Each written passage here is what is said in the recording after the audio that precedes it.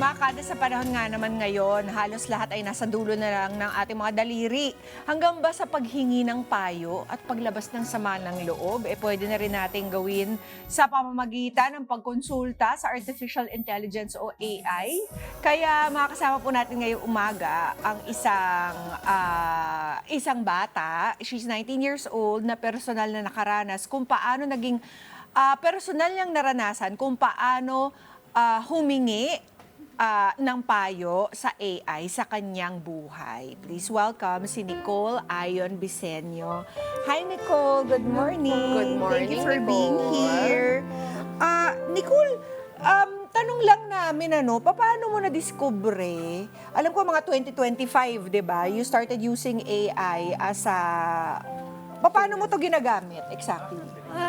Naglalabas lang po talaga ako sa mananap kung ano po yung gusto ko sabihin. Yun lang po. Katulad ng, sama ng loob, katulad ng... Kunyari po, pag may nangyari po hindi maganda or di ko po gusto yung nangyayari, sa AI ko po sinasabi. Ganun. Okay. Sa, ano ba to? Anong app?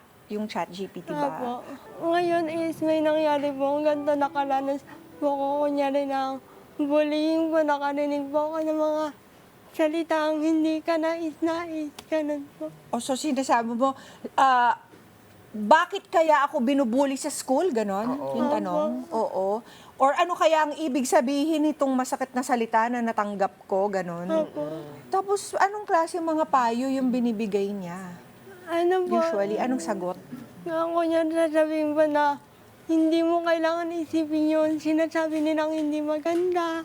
Na you are more better than what they were saying about you po.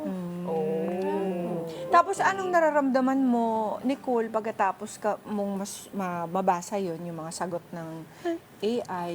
Gumagaan po yung pakiramdam ko kasi feeling ko po nalabas ko po yung hindi ko masabi sa iba po.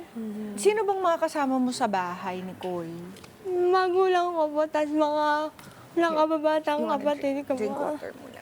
Oh, okay. So, Mga bakit, magulang. Oo. May magulang ka naman, Oo, nanay at bakit- tatay. Bakit mas pinipili mo na maglabas ng hinaing mo kay AI kaysa sa mga magulang mo? Kasi po sa AI po para po walang judgment. Teka, yung mga magulang mo ba, na-try mo nang magsabi ng Nang hinaing mo sa kanila? ng problema sa kanila or sama ng loob? Hindi pa po. Hindi mo pa na-try ever? In your 19 years, bakit? Ano ba ang trabaho ng mga magulang mo, Nicole? Yung mama ko po is a Housewife. housekeeper po. Housekeeper. So, madalas siya wala sa bahay. Apo. Kasi parang stay-in siya. Ay, hindi naman po. Okay.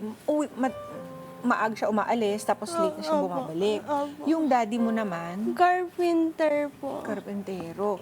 So, lagi rin siyang nasa labas ng bahay. Apo, pero po yung trabaho niya naman po around lang din po sa tinitirahan namin. Malapit sa bahay. Oo. Kumbaga nasa area nyo lang Apo. din. Okay. Tapos, meron ka mga kapatid. Meron po. Ilan? Dalawa po. Mas nakakabata? Apo. Mas nakababata ka? Apo. Ikaw na yung ate? Apo. Okay. So, hindi mo, never mo pa na-experience humingi ng payo sa nanay o tatay mo? Hindi pa po. Bakit? Nahihiya po. Nahihiya ka sa kanila? Okay. So, ano pa yung mga ibang klaseng problemang idinudulog mo sa AI, Nicole? Kunyari po yung may isang bagay po kasi akong hindi ko po nakuha. Tapos sa AI ko rin po yun sinusumbong, ganun po. Ano yung bagay? Yung gawin mong specific para malaman natin. May kukunin po sana akong vocational course kaso po hindi po ako tinanggap doon. So, ang tinanong mo kay AI ay ano, bakit ako hindi tinanggap? Apo. Bakit? Tapos ano pang, humingi ka ba ng payo sa kanya na parang, kunwari, bakit kaya hindi ako natanggap dito? Ano kaya ang pwede kong gawin? Ganon. Susubukan ko ba ulit? Ganon. Apo. Ano naman ang sagot niya? Ano po, ayan, patuloy mo lang po subukan hanggang sa ano, or kung hindi talaga pwede po doon, pwede po palitan mo yung ano sa ibang lugar ka mag-ano or sa ibang ano po. Let's get together. Sunday 25. Senate 25.